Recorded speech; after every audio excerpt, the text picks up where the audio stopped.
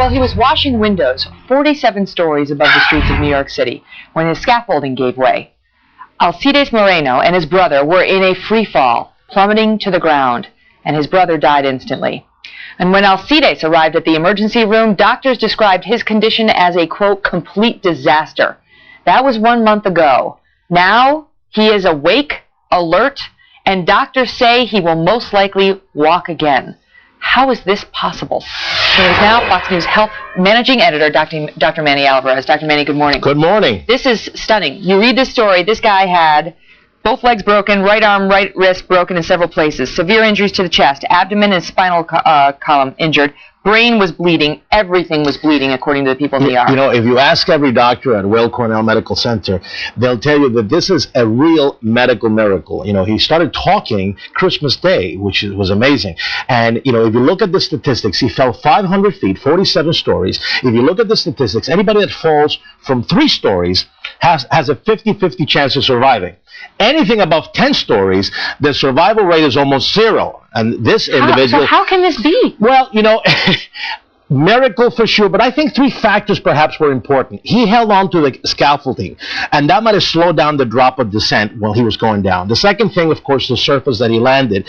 It makes a huge difference whether you land in different surfaces, and also the impact that he received from the surface. And the third thing is, most of his injuries, although he had a complete trauma internally to his chest and abdomen, he had broken legs. So if perhaps he fell in such a way that most of the impact fell in his lower extremities, those 3 factors have been associated with survival in people that have fell, for instance, from airplanes. I see. So, you know, if you How could he walk again? How could it be that he could walk again? I guess obviously his spinal cord was not severed, yeah, I mean, but he had crushed vertebrae. Oh, yeah, absolutely. And he had, you know, organ damage. He was bleeding from every orifice. He got 24 units of blood. Now, one of the things that the doctors did at Weill Cornell basically is they just went into action immediately. They couldn't, you know, they didn't even take him to the operating room. They operated on him right in the emergency room.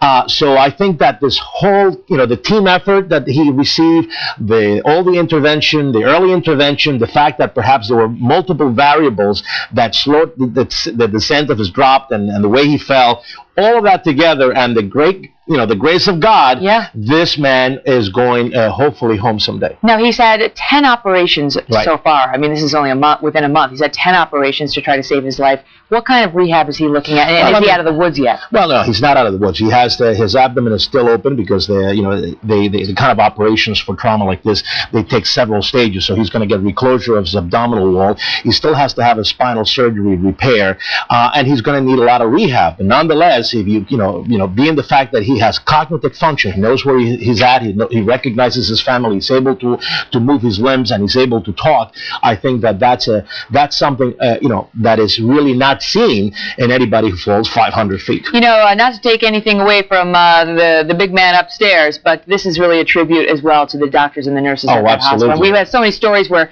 unfortunately, doctors and nurses get ripped on for making major mistakes. This is just an example of what they do every day. Absolutely. This really was a team effort between the emergency service department here in New York, the police department, the fire department, and everybody together in conjunction with the doctors and nurses that work on this man. Yeah. It was indeed a group effort and a miracle for sure. Apparently he was lying in bed and he was reaching out to touch his wife's face regularly, and finally he reached out to touch the face of a nurse. And the wife said, "Hey, stop that." And he looks at the wife and says, "What'd I do?" And she says, "You can talk?" No. He still has that spice in him, which is very good. Dr. Manny, thanks so much for being here. Thank we do wish him well, and good for all those doctors and nurses there.